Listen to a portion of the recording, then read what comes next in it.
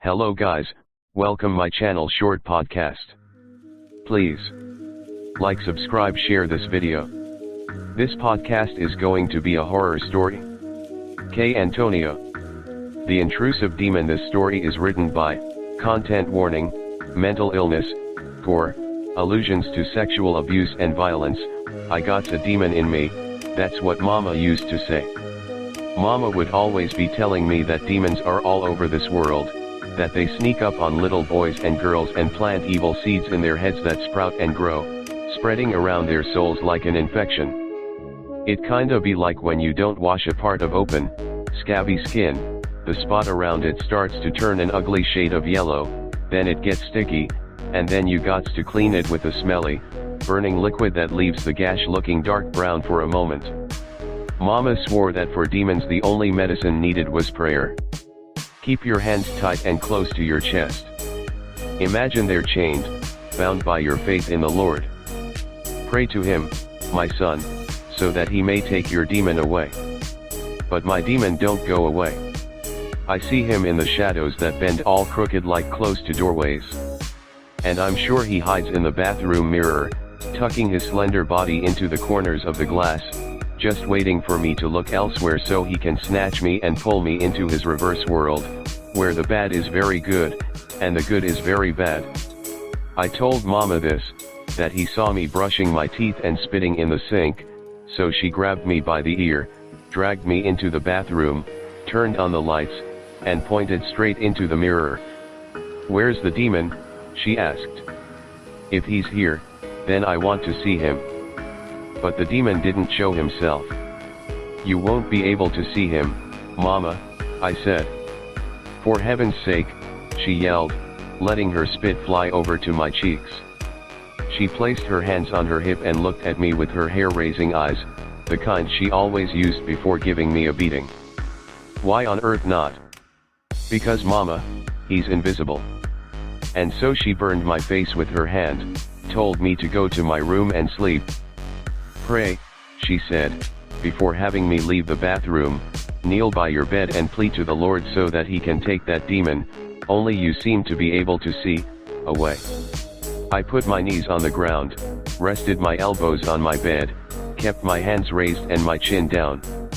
I begged, "Dear Lord," I sang, "can you guide my demon, take him and forever keep me safe?" Tears trickled down my face. "Please, I don't want him growing, taking over me like a weed, feeding on my fears, and making me think these awful things." I said a Lord's Prayer, "Our Father, who art in heaven, hallowed be thy name, thy kingdom come, thy will be done on earth as it is in heaven."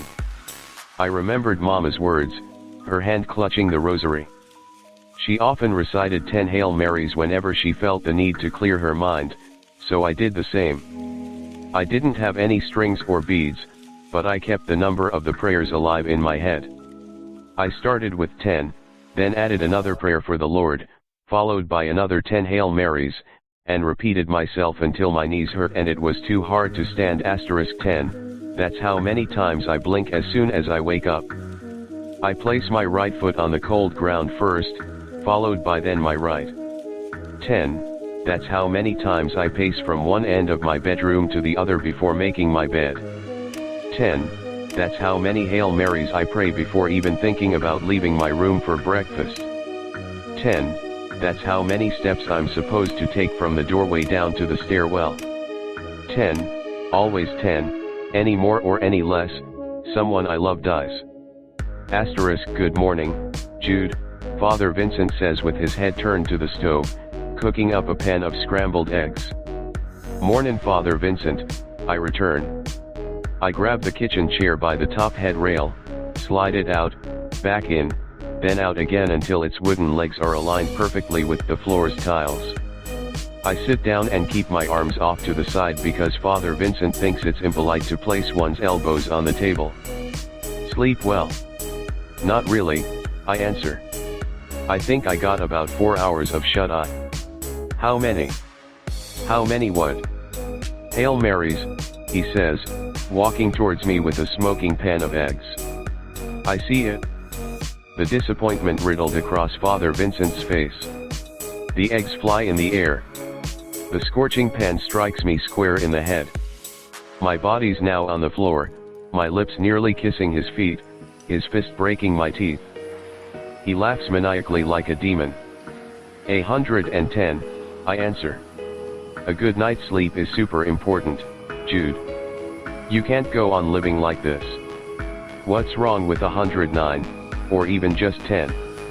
10 Hail Marys aren't enough. And how do you know when it's enough? I just know.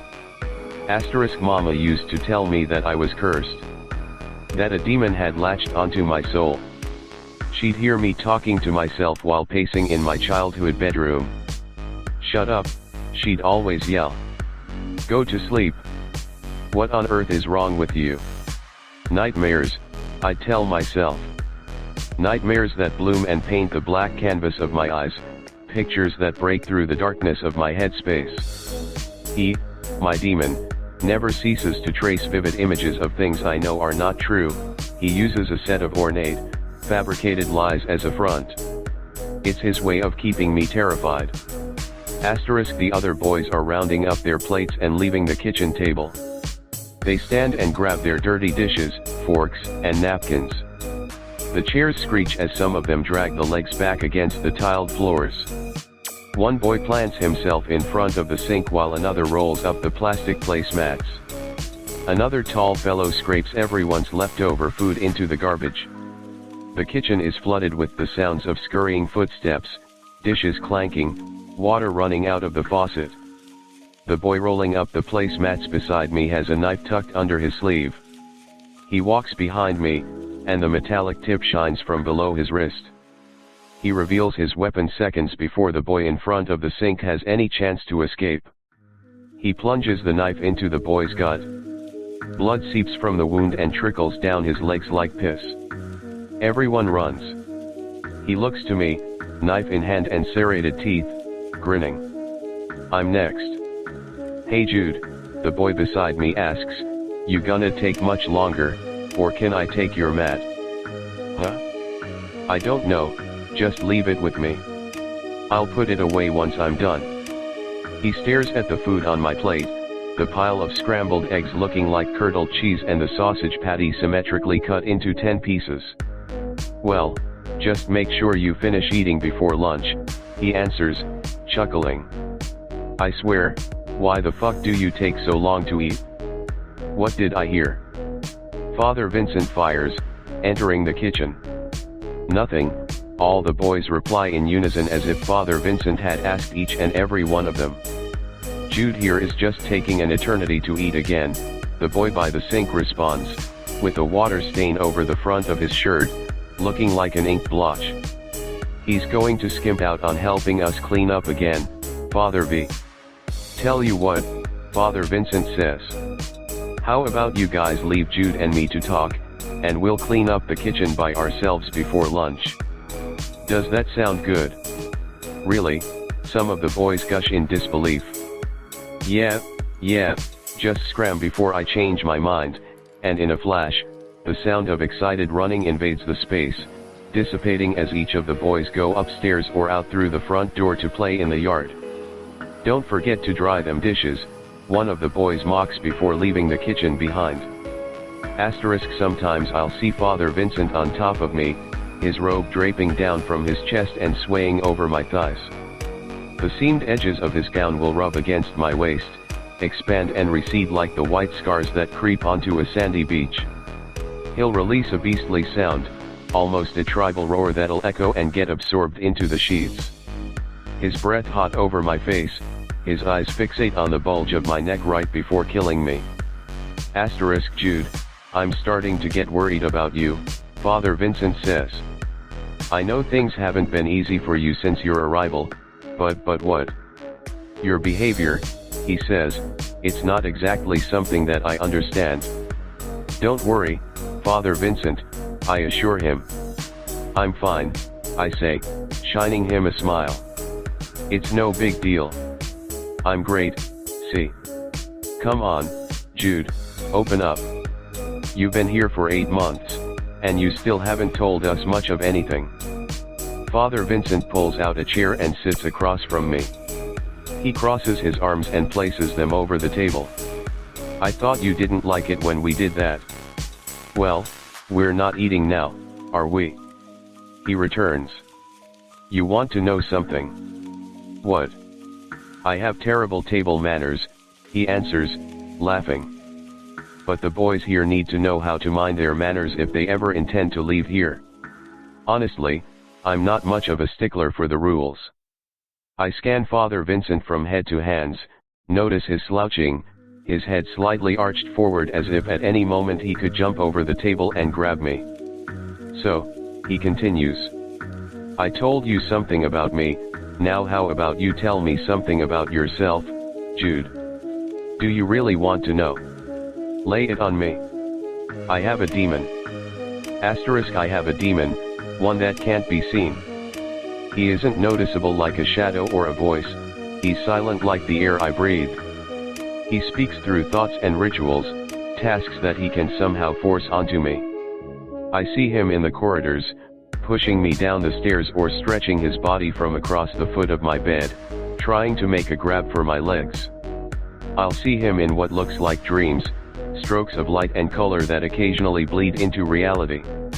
He'll take over a room, the objects, the people around me, and sometimes even toy with my body.